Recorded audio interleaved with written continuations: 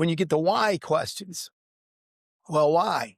Well, why? Well, why? And obviously I was brought up, you just keep your mouth shut and do what we tell you to do. There's an incredible value as a leader to the why question, because if you think about it, if you don't know the answer to the why question, maybe you shouldn't be doing it. And you can at least go back and research and find out, oh, that's why. And that's still valuable. We should still be doing it that way. But half the time you go back and go, that was just because somebody thought it was a good idea. It may not have even been functional. And we had just passed that on generation to generation. And boy, that's one of our standard operating procedures. Like I said, I didn't always welcome the why, because I'm like, oh, please. It made me go back and look at things that I had done. Even if I was chief so long in Intel, I went back to stuff I did the first few years, and I would read through it and go, oh, that doesn't apply anymore. Was I even really right when I did that the first time? And I usually, thank goodness, felt like, yeah, I was, but it doesn't apply anymore. And being okay with the fact that you're not wrong, that you're not all of a sudden showing that you have a weakness in your leadership. I think people in the organization value when their leaders go, yeah, that's not working. It's not working for you guys, especially if the feedback comes from the personnel. If you make them feel in that culture that they can actually make a statement to try to improve the organization, that's not a criticism. And we all know people who just like to throw stones. I'm not talking about throwing stones. You saw a problem. Give me what you think is the solution. And then I need to listen to that and vet and see if it'll work. Because a lot of times where you're looking at it is such a different view than me. I've never thought about it that way and go, that's really a good idea.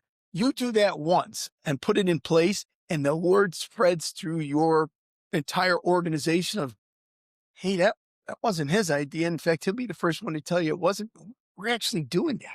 That's when people start saying, got any openings over there? Because that sounds pretty good.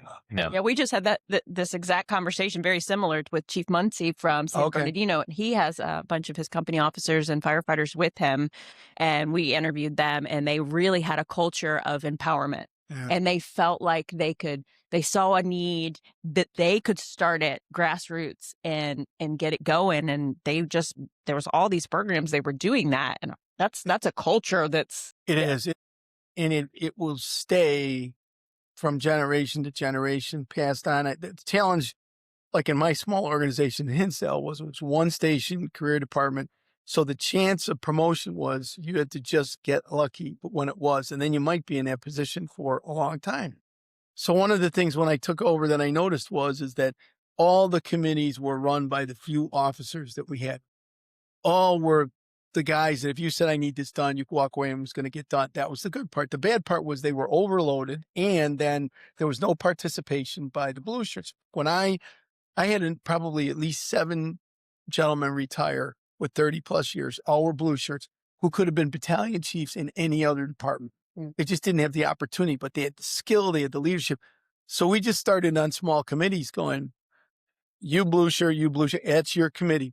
What's your budget? Submit it to me. What do you need? What really simple. It's not rocket scientist stuff. And watching that, the pride they took in that, and coming back and then talking to other people in the committees going, well, you know what? I can give you $1,000 out of mine because that'll work. Well, let's make sure the chief will just stamp that one and do it. Watch them work as a team. And when they left, we always, at their retirement parties, I would say for every one of them, here are the committees that they chaired that got things done. Forget the rank's not really important. I always called it the fingerprints of the organization. When you walk out, I want to see your fingerprints over things, whether it's on the engine because you did the specs, or it's on the gear, or it's in the pub ed program, or what. You did that. I didn't do that. You did it. You always made me look good.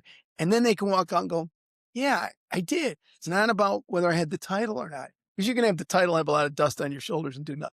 Oh, yeah. And unfortunately, that's still out there and all over the place.